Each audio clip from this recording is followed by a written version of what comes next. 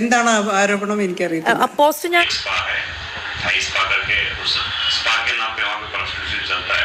തട്ടിക്കൊണ്ടുപോകൽ, ഫോണിൽ പിന്തുടരൽ തുടങ്ങിയ വകുപ്പുകളാണ് ഇയാൾക്കെതിരെ ചുമത്തുക. ഓക്കെ, നമ്മുടെ താനൂരിൽ കാണാതായ പെൺകുട്ടികളെ തിരിച്ചു കിട്ടി. തിരിച്ചു കിട്ടുന്നത് വരെ ആളുകളൊക്കെ ഈ ഒരു പയ്യനെ, റഹീം എന്ന് പറയുന്ന പയ്യനെ സപ്പോർട്ട് ചെയ്യുന്നവരുണ്ട്, സപ്പോർട്ട് ചെയ്യാത്ത ആളുകളുണ്ട്. അതുപോലെ തന്നെ ഈ ഒരു സ്പാ ഓണറിനെയും ഇപ്പോ ഒരു സംശയത്തിന്റെ ദൃഷ്ടിയിൽ വെച്ചിട്ടുണ്ട്.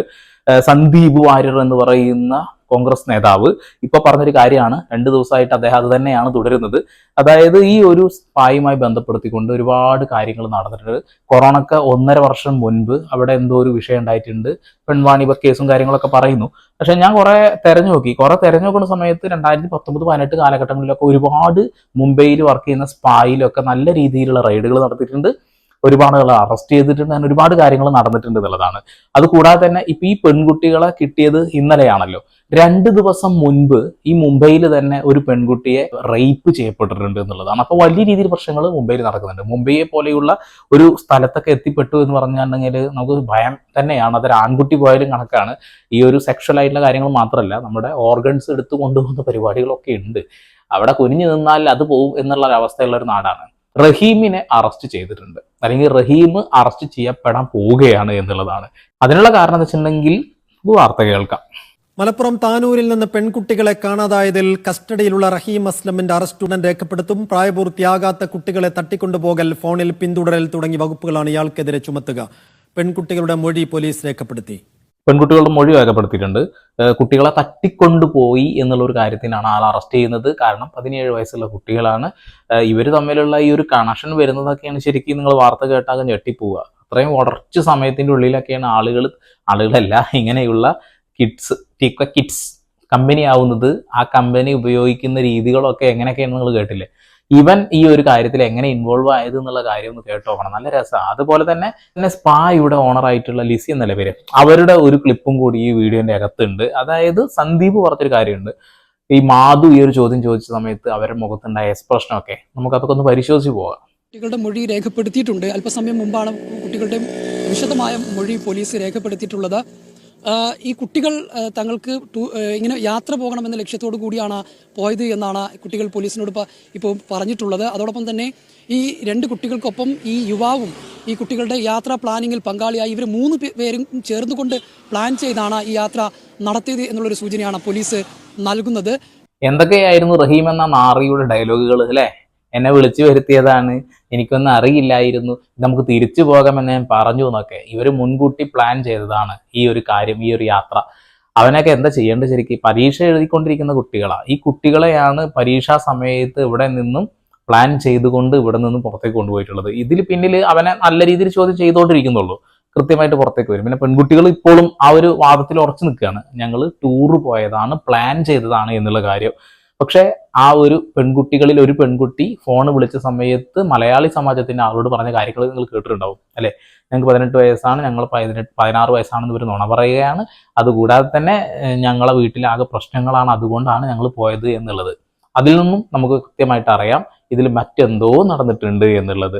ടൂറ് പോകാൻ ഞങ്ങൾ അങ്ങനെ തന്നെ ചെയ്തതാണ് എന്ന് പറയാം, പക്ഷെ അതിന് പകരം പറഞ്ഞ കാര്യങ്ങളാണ്. അങ്ങനെ ഒരു കാര്യം പറയാന്നുണ്ടെങ്കിലും നമുക്ക് ചിലപ്പോൾ വീട്ടുകാർക്ക് ആ വീട്ടിലിങ്ങനെ അടച്ചിട്ടിട്ടും പിന്നെ അവരുടെ താല്പര്യങ്ങളെ നമ്മൾ നിഷേധിക്കുന്നത് കൊണ്ടൊക്കെ അങ്ങനെ ഒന്ന് യാത്ര ചെയ്ത് വരാമെന്ന് ചിന്തിക്കാന്ന് വിചാരിക്കാം. പക്ഷെ ഇതിന്റെ അപ്പുറത്തേക്ക് ദുരൂഹത മറ്റുള്ള കാര്യങ്ങളുണ്ട് എന്നുള്ളതാണ്. ഇവർ കാര്യം പറഞ്ഞിട്ടില്ല, പകരം പറഞ്ഞത് എന്നെ വീട്ടുകാർ ഈ രീതിയിൽ ഉപദ്രവിക്കുന്നു എന്നുള്ളതാണ്. അതിൽ രക്ഷിതാക്കളുടെ വോയിസ് ഒക്കെ നമ്മൾ കേട്ടതാണ്. രക്ഷിതാക്കളൊന്നും അതിനെ ഇതാക്കുന്ന രീതിയിൽ സംസാരിക്കുന്നില്ല. ഒരു രക്ഷിതാവ് സാമ്പത്തികമായിട്ട് ഒന്നുമില്ലാത്ത ആളാണ്, ആ കഷ്ടപ്പാട്. 2 പേരെ അവസ്ഥ അതാണ് വേറെ കാര്യം. അപ്പൊ 2 പേരും ഈ ഒരു രീതിയിൽ ജീവിക്കുന്ന ആളുകളാണ്. ഒരു കുട്ടി യാത്രയൊക്കെ ചെയ്ത് ശീലമുണ്ട്. അപ്പോൾ അതിൽ നമുക്കൊരു ക്ലാരിഫിക്കേഷൻ കിട്ടിയിട്ടില്ല. എന്തായാലും പ്ലാൻ ചെയ്ത് പോയതാണെന്നാണ് കേൾക്കുന്നത്. ഇനി കേൾക്കൂ. ഈ ഇൻസ്റ്റഗ്രാം വഴി ഏതാണ്ട് 4 മാസം മുൻപ് മറ്റുമാണ് ഇൻസ്റ്റഗ്രാം വഴി ഈ റഹീം അസ്ലം കുട്ടികളുമായി പരിചയം ഉണ്ടാകുന്നത്, അല്ലെങ്കിൽ അവർ സൗഹൃദം സ്ഥാപിക്കുന്നത്.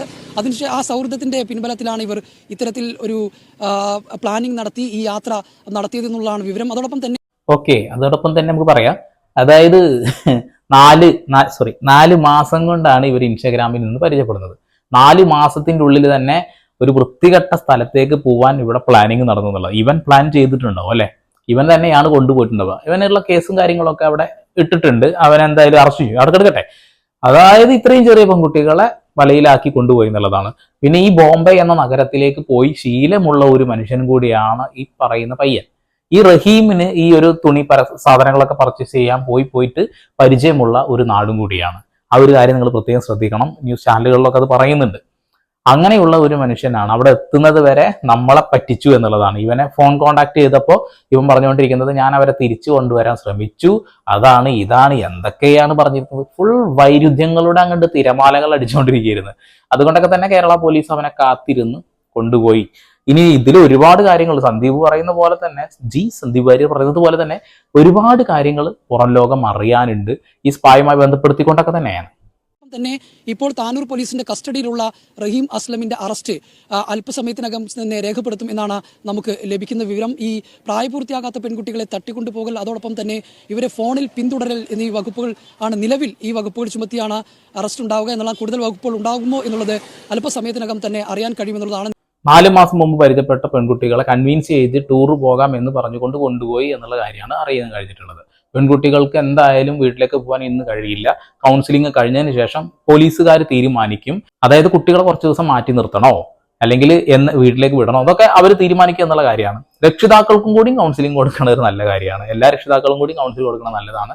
ഈ കാലഘട്ടത്തിലുള്ള കുട്ടികളെ ഏത് രീതിയിൽ പെരുമാറണം എന്നുള്ളത്. ഈ പെൺകുട്ടി ഒരു തവണ പോയി, രണ്ടാമത്തെ തവണയും പോയി, ഇനി പോവില്ല എന്ന് ആര് കണ്ടു എന്നുള്ള ചർച്ചകൾ നടന്നുകൊണ്ടിരിക്കുന്നുണ്ട്. അപ്പൊ അതൊക്കെ കൃത്യമായി നോക്കുക. ഇതിന്റെ മറ പറ്റിക്കൊണ്ട് ഒരുപാട് ആളുകൾ പല വൃത്തികേടുകളും പറഞ്ഞു. അതായത് ഇസ്ലാം മത സമുദായത്തെ തകർക്കാൻ വേണ്ടിയിട്ട് പരമാവധി വൃത്തികേടുകൾ പറഞ്ഞ ഒരുപാട് കമന്റുകൾ ഞാൻ കണ്ടു.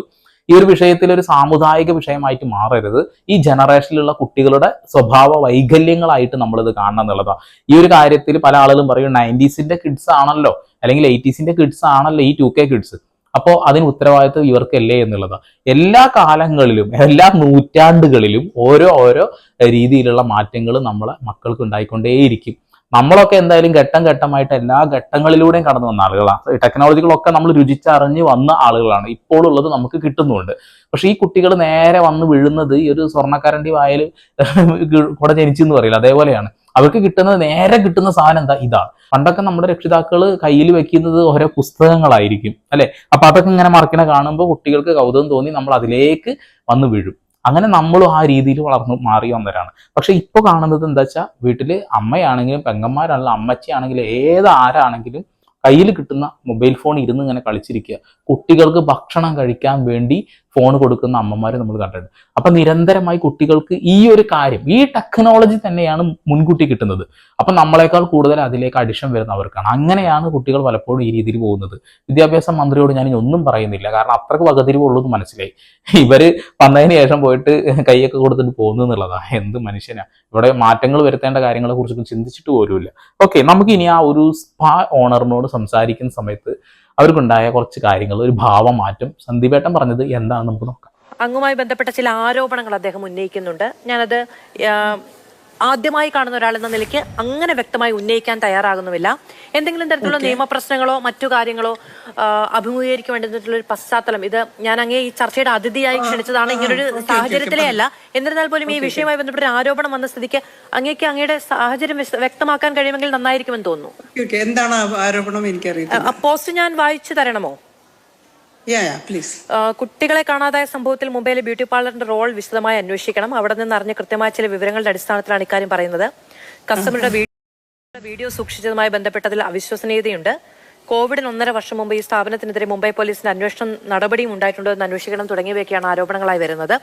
ഇത് ഒരു ആരോപണമാണ്. അത് ശ്രദ്ധയിൽപ്പെട്ടതുകൊണ്ട് അങ്ങയിലേക്ക് ഉന്നയിക്കുകയാണ്. അങ്ങേ ചർച്ചയുടെ മറ്റൊരു തലത്തിലാണ് ഞാൻ അതിഥിയായി വിളിച്ചത്. ഈ പാർലർ എല്ലാവർക്കും അറിയാവുന്ന പാർലർ, എപ്പോഴും ആർക്ക് വേണേലും വന്ന് ചെക്ക് ചെയ്യാവുന്നതാണ്. അങ്ങനെയുള്ള ആരോപണങ്ങൾ ഇപ്പൊ എന്ത് കാര്യത്തിനാണെങ്കിലും നല്ല കാര്യം മോശം കാര്യം കാണുമല്ലോ. എന്തെങ്കിലും കാരണം കൊണ്ടായിരിക്കും അയാൾ അങ്ങനെ പോസ്റ്റ് ഇട്ടത്. ഓക്കെ, അവരുടെ ബോഡി ലാംഗ്വേജിൽ ഒരു ചേഞ്ച് വന്നു, കൃത്യമായിട്ട് വന്നിട്ടുണ്ട്. അത് മനസ്സിലായി, നിങ്ങൾ മനസ്സിലായോ? അതുകൊണ്ട് ഞാൻ ആ വീഡിയോ കുറച്ച് വലുതാക്കി കാണിച്ചത്. അവരുടെ സംസാര രീതിയിലൊക്കെ എന്താണെന്ന് പറയൂ എന്ന് പറയുന്ന എനർജി പിന്നീട് മാറുന്നു. ഈ ഒരു രീതിയിലേക്ക് ഒരു കുഴച്ചിൽ വരുന്നു. സ്വാഭാവികമായിട്ടും എന്തെങ്കിലുമൊക്കെ ഒരു കള്ളത്തരം ഉണ്ടെങ്കിൽ വരുന്ന ഒരു ഭാവമാറ്റമാണ്. ഇനി അവരുടെ സ്വഭാവത്തിൽ ചിലപ്പോൾ ഈ ഒരു രീതിയിലുള്ള ഭാവമാറ്റങ്ങളുള്ള ആളാണെങ്കിൽ നമുക്കത് പറയാൻ പറ്റില്ല. അപ്പൊ ഒരു ബോഡി ലാംഗ്വേജ് കണ്ടു കഴിഞ്ഞാൽ ഒരാൾ കള്ളം പറയുകയാണെന്നുണ്ടെങ്കിൽ കള്ളമാണെന്ന് മനസ്സിലാക്കാൻ കഴിയും. അവർക്ക് കൃത്യമായിട്ട് അതിനുള്ള മറുപടി വേറെ രീതിയിൽ കൊടുക്കാമായിരുന്നു എന്നുള്ളതാണ്. സന്ദീപ് വാര്യർ പറഞ്ഞ കാര്യം എന്ന് വെച്ചിട്ടുണ്ടെങ്കിൽ അവരുടെ റെയ്ഡ് നടന്നിരുന്നു, പെൺകുട്ടികളൊക്കെ ഇട്ടുള്ളൊരു പ്രശ്നം നടന്നിരുന്നു എന്നുള്ളൊരു കാര്യം പറയുന്നുണ്ട്. പിന്നെ ഏതൊരു കുട്ടി മരണപ്പെട്ടതുമായി ബന്ധപ്പെടുത്തിക്കൊണ്ടുള്ള കാര്യം പറയുന്നുണ്ട്. പിന്നീട് ഇവരൊരു പേര് മാറ്റി ഉപയോഗിക്കുന്നു എന്നുള്ളൊരു കാര്യം പറയുന്നുണ്ട്. അതിനെ ഒറ്റവാക്കിൽ മറുപടി കൊടുക്കാൻ പറ്റുമെങ്കിൽ കൊടുക്കാമായിരുന്നു എന്നുള്ളതാണ്. ഓക്കെ, തുടർന്ന് കേൾക്കൂ. ഓക്കെ, അല്ലാതെ വേറെ ഒന്നും നമ്മൾ കസ്റ്റമറിന്റെ ഫോട്ടോ എടുത്ത് അങ്ങനെ വെക്കുന്ന ആ കുഞ്ഞുങ്ങളുടെ പോലും മുഖം ക്ലിയർ ആയിട്ട് കാണിച്ചിട്ടില്ല. മുഖം കാണുന്നുണ്ട്, നല്ല വൃത്തിയിൽ തന്നെ കാണുന്നുണ്ട്. അവരെ കണ്ണാടിയിലുള്ള റിഫ്ലക്ഷൻസ് വീഡിയോസിലുണ്ട്. നമുക്കിതിൽ കാണിക്കാൻ കഴിയില്ല, കാരണം ഇനി മുഖം കാണിക്കില്ല, അതുകൊണ്ടാണ്. ഒള്ളി ബിഫോർ ആഫ്റ്റർ ആവും നമ്മളെന്നല്ലാതെ എവിടെ ചെയ്താലും എൻട്രിച്ച് ജ്യൂസിൽ എവിടെ ചെയ്താലും അതുള്ളതാണ്. ബിഫോർ ആഫ്റ്റർ എടുത്ത് കാണിക്കുക, അല്ലാതെ നമ്മൾ കസ്റ്റമറിന്റെ മുഖം ഇങ്ങനെ പബ്ലിക് പ്ലാറ്റ്ഫോമിൽ കാണിക്കത്തോ അങ്ങനെയുള്ള കാര്യങ്ങളൊന്നുമില്ല. ഓക്കെ, അതായത് പബ്ലിക് പ്ലാറ്റ്ഫോമിൽ ആ ഒരു മുഖം കാണിക്കില്ല എന്നുള്ളതാണ്. ഈ പെൺകുട്ടികൾ വരുന്ന സമയത്ത് തലമുടി ഒക്കെ കെട്ടി കണ്ണ് മാത്രം കാണിച്ചതിന് ശേഷമാണ് സ്പായിലെത്തുന്നത് അല്ലെ. അവരുടെ CCTV ക്യാമറ ഫുട്ടേജ് നമ്മൾ കണ്ടതാണ്. അതിനുശേഷം ഇവർ ആ ഒരു സ്പായിൽ ഇരിക്കുന്ന സമയത്ത് പിന്നിൽ നിന്ന് എടുത്ത ഒരു വീഡിയോ ആണ് നമ്മൾ കാണുന്നത്. അതിലും കണ്ണാടിയിൽ പെൺകുട്ടിയുടെ മുഖം വൃത്തിയിൽ അല്ലെ കൃത്യമായിട്ട് കാണാനുണ്ട് എന്നുള്ള കാര്യം മനസ്സിലാക്കുക. അതുപോലെ തന്നെ ആ ഒരു സ്പായുടെ അകത്തും ഒരു CCTV ക്യാമറ ഉണ്ടാവാൻ സാധ്യതയില്ലേ? മുഖം മൂടി വന്നു, അത് കഴിഞ്ഞ് അവിടെ ഇരിക്കുന്ന സമയത്ത് മുഖം മൂടുന്നില്ല. ആ ഒരു സമയത്ത് ഉണ്ടാവാൻ ഒരു സാധ്യത കാണുന്നുണ്ട്. അത് നിങ്ങൾ പ്രത്യേകം ശ്രദ്ധിക്കുക. പിന്നെ അതുപോലെ തന്നെ ബിഫോർ ആൻഡ് ആഫ്റ്റർ ഫോട്ടോ എടുക്കുന്ന പരിപാടി ഉള്ളത് തന്നെയാണ്. അത് ഇൻസ്റ്റാഗ്രാം ഐഡിയും കാര്യങ്ങളൊക്കെ ഉള്ള കാര്യങ്ങളാണെങ്കിൽ കൂടുതൽ ചെയ്യുന്നവരുണ്ട്. അതുകൂടാതെ റീലാക്കുന്ന ആളുകൾ ഉണ്ടാകാം. അല്ലാത്ത പക്ഷം ഇനി എന്തെങ്കിലും പ്രശ്നം പറഞ്ഞു കഴിഞ്ഞാൽ അത് ഞാൻ അന്വേഷിച്ചപ്പോൾ ഇതേപോലെ തന്നെ സ്പായല്ല, ഈ നമ്മുടെ നാട്ടിലൊക്കെ ഉള്ള ബ്യൂട്ടീഷ്യന്മാരൊക്കെ അല്ലേ, അവർ തന്നെ പറയുന്നത് എന്തിനാ വെച്ചാൽ ഇനി എന്തെങ്കിലും ഒരു പ്രശ്നം ഉണ്ടായിരുന്നെങ്കിൽ അത് തെളിവായിട്ട് കാണിക്കാനാണ്. അതുകൊണ്ടും ഒരു സാധ്യതയുണ്ട്. രണ്ട് കാര്യം നിങ്ങൾ മനസ്സിലാക്കണം. ഇങ്ങനെ ഒരു ആരോപണം ഉന്നയിക്കപ്പെടാനുള്ള ഒരു സാഹചര്യമോ അല്ലെങ്കിൽ എന്തെങ്കിലും അങ്ങനെ അതെന്തുകൊണ്ടായിരിക്കാം ഈ ഒരു ഘട്ടത്തിൽ, പ്രത്യേകിച്ച് നിങ്ങൾ ഇത്രയും സഹായം ചെയ്തു എന്ന തരത്തിലുള്ള വാർത്തകളൊക്കെ നിൽക്കുന്ന സമയത്ത് അങ്ങനെ ഒരു ആരോപണം ഉണ്ടാകുന്നത്? അതിപ്പോ ഏത് കാര്യത്തിനാണെങ്കിലും നല്ല വശമോ ചീത്ത വശവും ആൾക്കാരെല്ലാവരും ഒന്നും എല്ലാത്തിലും സന്തോഷമുള്ളവരായിരിക്കില്ലല്ലോ. അതെല്ലാത്തിനും ഒരു മോശം വശം പറയുന്നവർ കാണും. അതായത് എല്ലാ കാര്യങ്ങളിലും ഒരു നല്ല വശവും ചീത്ത വശം ഉണ്ടാവും എന്ന് പറഞ്ഞു കൊടുക്കുന്ന ഒരാളുണ്ട് അക്ഷരങ്ങൾ തെറ്റുന്ന സമയത്ത്. ഓക്കെ, പിന്നെ സംസാരിക്കുന്നതിന്റെ ഇടയിൽ അവർ കൈ ഇങ്ങോട്ട് കൊണ്ടുവയ്ക്കാനുള്ള ഒരു കാരണം, നമുക്ക് എന്തെങ്കിലും ഒരു കാര്യം പറയുമ്പോൾ സ്വാഭാവികമായിട്ടും നമ്മൾ ജെനുവിൻ ആയിട്ടുള്ളൊരു കാര്യം പറഞ്ഞു വരുമ്പോൾ നമ്മൾ ചിലപ്പോൾ ഈ ഒരു സ്റ്റഡിയിൽ നിന്ന് സംസാരിക്കാം, ഇങ്ങനെ തന്നെ സംസാരിക്കുകയുള്ളൂ. നമ്മൾ ആ പറയുന്ന കാര്യം കോൺസെൻട്രേറ്റ് ചെയ്ത് പറഞ്ഞുകൊണ്ടിരിക്കും.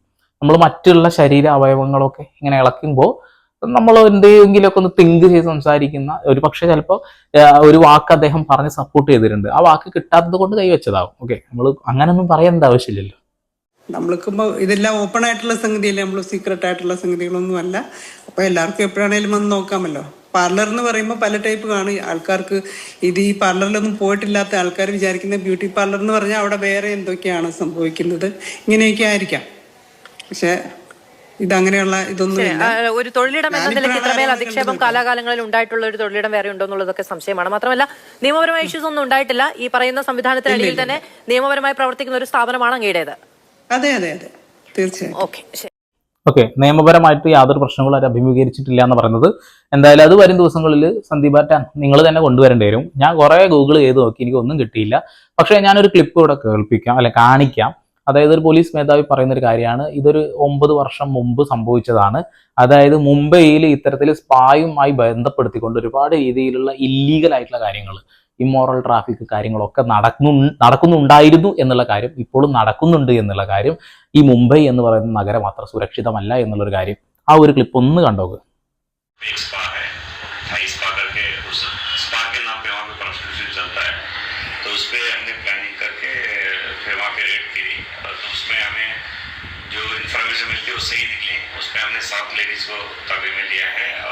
ഓക്കെ, അതാ അപ്പൊ ആള് പറയുന്ന കാര്യങ്ങൾ നിങ്ങൾക്ക് മനസ്സിലായിട്ടുണ്ടാവില്ലേ? ഹിന്ദി അറിയുന്നവർക്ക് മനസ്സിലാവും, ഇല്ലാത്തവർക്ക് ഞാൻ പറഞ്ഞുതരാം. 7 പെൺകുട്ടികളെ ഇത്തരത്തിൽ ഇവർ സഹായിച്ചിട്ടുണ്ട്. ഈ സ്പായുടെ മറവിൽ നടക്കുന്ന ഇത്തരം ഈ ഇമ്മോറൽ മറ്റേ സാധനം അതിൽ നിന്ന് രക്ഷപ്പെടുത്തി കൊണ്ടുവന്നിട്ടുണ്ട് എന്നൊരു കാര്യമാണ് പറയുന്നത്. അതുകൂടാതെ തന്നെ ഞാൻ ഗൂഗിൾ ചെയ്ത സമയത്ത് ഒരു ലോഡ് ഡീറ്റെയിൽസ് വരുന്നുണ്ട്. അതിൽ 7 കുട്ടികളെ രക്ഷിച്ച് 3 കുട്ടികളെ രക്ഷിച്ചത് അങ്ങനെ ഒരുപാട് ന്യൂസുകളുണ്ട്. 2019, 18, 20 കാലഘട്ടങ്ങളിൽ ഒരുപാട് നടന്നിട്ടുണ്ട് എന്നുള്ളതാണ്. അപ്പൊ സന്ദീപ് പറയുന്ന ആ ഒരു സ്പാ ഇത് തന്നെയാണോ എന്ന് കൺഫേം ചെയ്യേണ്ടത് അദ്ദേഹം തന്നെയാണ്. ചിലപ്പോൾ ഇതാവണമെന്ന് നിർബന്ധമൊന്നുമില്ല. അദ്ദേഹത്തിന് കിട്ടിയ ഇൻഫർമേഷൻ ശരിയാകാനും തെറ്റാവാനും സാധ്യതയുണ്ട്. ഓക്കെ, എന്തൊക്കെ ആയാലും റഹീം എന്ന് പറയുന്ന ആ വ്യക്തിയുടെ കയ്യിലാണ് വലിയ രീതിയിലുള്ള ഒരു വീഴ്ച പറ്റിയിട്ടുള്ളത്.